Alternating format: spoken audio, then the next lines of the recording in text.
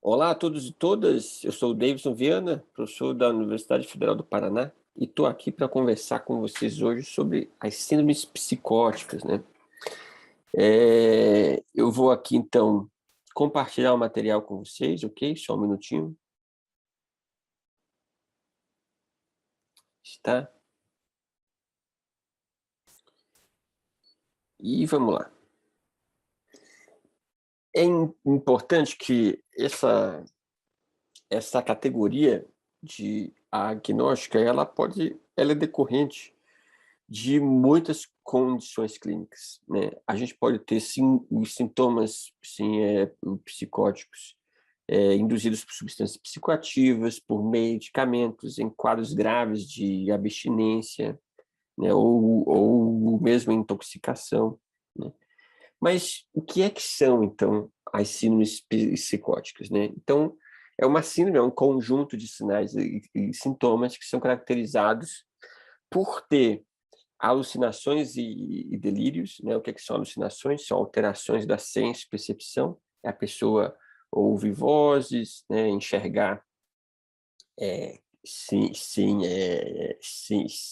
coisas, objetos, fantasmas, ter uma atividade delirante. O que é que são delírios? São juízos falseados da realidade, então são ideias inverossímeis, mas ao mesmo tempo imutáveis, que você conversa com a pessoa e aquela pessoa não adianta, né?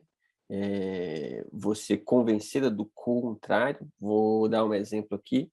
Então, você pegar uma pessoa que tem um delírio de ruína, que é comum, por exemplo, num episódio depressivo grave, né? Então, se a pessoa está prostrada e fala que tem uma cobra gigante que está comendo ela por dentro, e você fala assim para a pessoa, isso não existe. A pessoa, não, você não sabe, a cobra está dentro de mim, ela comeu todos os meus órgãos. E aí você fala assim, mas como que é possível a cobra comer todos os seus órgãos se você está vivo? Fala assim, porque só falta o cérebro ela comer. Aí você fala assim, espera aí que eu vou pegar o estetoscópio e pôr no, olha só, você está escutando o coração? Então você tem um órgão aí. Ele fala, não, mas esse é o coração da cobra que você está escutando. E aí, peraí, eu vou tirar o seu sangue, ó. Eu tirei, o sangue vermelho, né? Não é sangue verde da cobra. E a pessoa fala, puxa vida, você tirou a última gota de sangue que tinha em mim. Agora só tem o sangue da cobra mesmo, né? Ou seja, não adianta a gente tentar fazer argumentação para remover a pessoa daquela ideia, né? Então, isso é bem característico do delírio.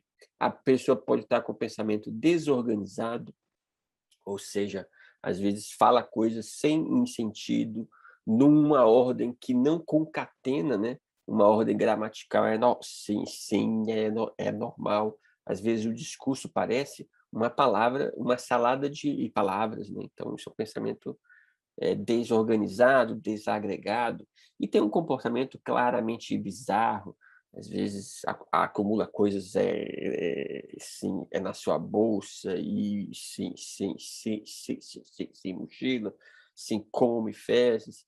Então, é um comportamento claramente bizarro. Isso faz com que a pessoa tenha perda do contato com a realidade. É claro que isso é um gradiente grande, e isso é importante, um alerta. Isso é como a gente observa de fora o que a pessoa está passando. A gente tem que tomar muito cuidado para que esse nosso tipo, esse nosso olhar, esse nosso filtro de enxergar a pessoa, isso não seja universalizante. Sim, é no sentido que eu acho que somente esta ferramenta é a verdade da realidade. Porque sim, as pessoas com essa experiência, a experiência para essa pessoa tem um sentido e um significado, né? Então, a gente tem que respeitar e até tentar compreender E sim, essa experiência. Existe muitas pessoas, por exemplo, que escutam vozes e vivem bem com isso, né. E isso por si só, eu não posso chamar apenas de alucinação. Alucinação é o que eu chamo do olhar de fora, mas para aquela pessoa, aquele escutar de vozes tem até um sentido religioso e sim, espiritual, que eu apenas considerar aquilo como uma atividade alucinatória que não tem nada a ver com o contexto, com a vida sim daquela pessoa, isso pode ser até ofensivo, né. Então, voltando às síndromes sim psicóticas, como a gente as categoriza, é importante que todo juízo de realidade, então, ela implica em um julgamento. E aí está aí que eu falei, da gente não considerar só o sintoma isolado, como se fosse uma produção cerebral, e desconsiderar todos esses determinantes, socioculturais.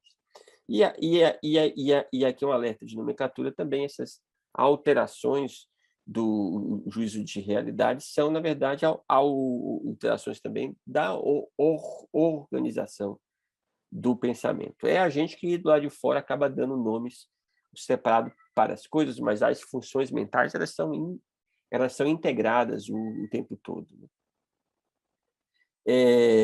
E aí aqui está, para sempre a gente deixar bem claro, o que caracteriza um delírio. Então, um delírio é uma alteração, sim, do pensamento com essa convicção extraordinária, uma certeza quase sim, absoluta daquela construção vivida.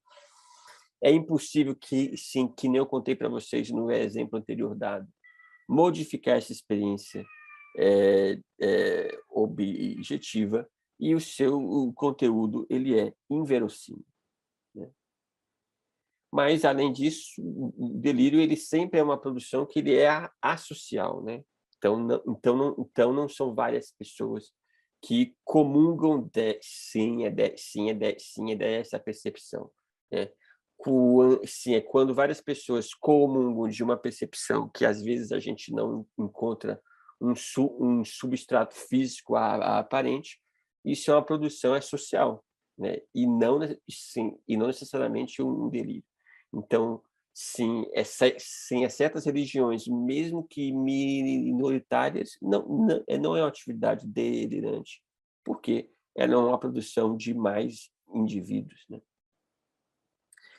E as alterações da senso-percepção. Então, essa experiência que a gente chama de alucinação, né, é uma percepção clara e definida de um objeto, né? A voz, o ruído, sem uma imagem, sem a presença do objeto e estimulante real. A gente tem vários tipos de alucinações, né? A mais comum, sem sombra de dúvidas, é a de vozes. A gente pode ter vozes de comando. Sim, muita gente fala, a gente não tem explicação por que essa experiência acontece com as pessoas, mas sim, muitos falam que pode ser o nosso pensamento sonorizado. Sabe aquilo que a gente pensa baixinho, que às vezes são coisas que são consoantes com o nosso eu, às vezes são coisas que são dissoantes com o nosso eu, a gente sonorizar tudo aquilo. A gente tem alucinações mais raras, como as visuais, as musicais, as táteis, né? As olfativas, até sim, gustativas também. Essa experiência, né, então, que eu posso ter além de tudo, sim, alucinações que são senestésicas, né, que são sensações incomuns ou anormais em diferentes partes, do corpo, né. Sentir os seus órgãos, despedaçando, que tem um animal dentro, sim, é de você, mas eu posso ter, inclusive, sensações de movimento, né? As sensações sinestésicas, né? Sim, sim, do corpo afundado, que as pernas estão sim, encolhendo. E essas síndromes, psicóticas, que nem eu falei para vocês, elas são bem difíceis de ser distinguidas pela causa, né? É por isso, inclusive, que o diagnóstico olha aqui de novo, né? Conforme eu falei lá na aula número 1, ele é um diagnóstico categorial. É um conjunto de sinais e sintomas, que pode ter várias causas, ou pode ter causa definida nenhuma, né? Então, por isso que o modo de olhar sindrômico ajuda a gente a não dizer que isso é uma doença em si, mas é uma situação que precisa ser investigada ou sim observada, que precisa de tratamentos os mais diferentes possíveis, ou até mesmo um tratamento, entre aspas, que seja a aceitação, sim, dessa diferença. Dá um exemplo disso. Então, uma pessoa que está tendo alucinações, que vê aranhas andando por aí, etc., e que sente que tem um fio enrolando sem a perna dele, e a pessoa sem está tremendo, eu preciso investigar. E investigando, eu vejo que ela é uma pessoa que faz uso de bebidas alcoólicas, está uma semana sem beber, começou há 3 dias a ver estas aranhas, que está tremendo muito, e que tem períodos do dia que fica com confusão mental, que fica confusa, com consciência rebaixada e tal. Dei o diagnóstico que nem a gente vai ver em uma aula mais para frente, de um delirium tremens, né? Ou seja, de uma abstinência pelo álcool. Então, aí o tratamento aí sim é um tratamento que é farmacológico, eu preciso hidratar a pessoa, dar, sim, benzodiazepínicos em quantidade que alivia os sintomas. Ó, situação 1. Mas eu posso ter uma situação que a pessoa me confessa que escuta a voz, que tem uma explicação para essa voz, que a acompanha, que guia a vida dela, e a pessoa trabalha, né, vendendo sim, picolé na rua, tem uma produção em casa, e você vai ver então que, veja, esta pessoa em si, o sintoma em si, ele não pode guiar a nossa conduta, né? Então não é a identificação nem da síndrome em si que por si só aí eu deva, puxa, eu preciso eliminar o que eu estou chamando externamente de sintomas. Eu tenho que entender, essa síndrome, ela se localiza, é, mas como está essa pessoa, né? Ela está tendo um comportamento que está pondo ela em risco, está atrapalhando, assim, a vida dela. Eu vou dar um exemplo aqui para vocês. Eu sempre gosto de contar situações clínicas. Então, eu lembro que quando eu trabalhava num CAPS, no Centro de Atenção Psicossocial, e tinha um usuário exatamente assim, que ele dizia que a China publicava os pensamentos deles em chinês, que todos os sabiam disso, e que ele era perseguido, que as antenas de TV captavam o pensamento deles e mandava para o Império Chinês há 5.000 anos atrás, etc. E que todos riam dele e tal, né? E esta pessoa, eu já tinha visto ela antes, né? E a minha conduta anterior tinha sido a internação, e quando eu vi essa pessoa com esses sintomas, assim, novamente, eu falei para a minha equipe lá de CAPS, falei, a gente precisa internar essa pessoa. Ainda bem que era uma equipe bem cuidadosa, que tinha um bom contato com o território, eu estava começando no serviço. E eles falaram assim para mim, senhor Davis, você sabe onde é que ele mora? Eu falei, não sei. Ele mora a 2 quadras daqui. Você pode fazer o que você quiser, prescrever medicamento, tal, etc. E a gente amanhã vai lá, a gente faz uma visita para ver como é que ele está, né, e tudo mais. E aí eu fui fazer essa visita. E aí eu entrei na casa. Sim, é desse cidadão. E aí eu percebi que ele tinha 3 filhos, os filhos estavam indo na escola, ele deu o exemplo que eu contei para vocês, ele produzia picolé em casa, ele vendia na rua, era ele que trazia dinheiro para casa, a casa, sim, estava bem arrumada, ele tinha uma esposa, e aí eu perguntei para ele: "Mas como é que estão aí o seu rádio?" E ele falou para mim: "Ó, os rádios eles escutam o meu pensamento, etc e tal".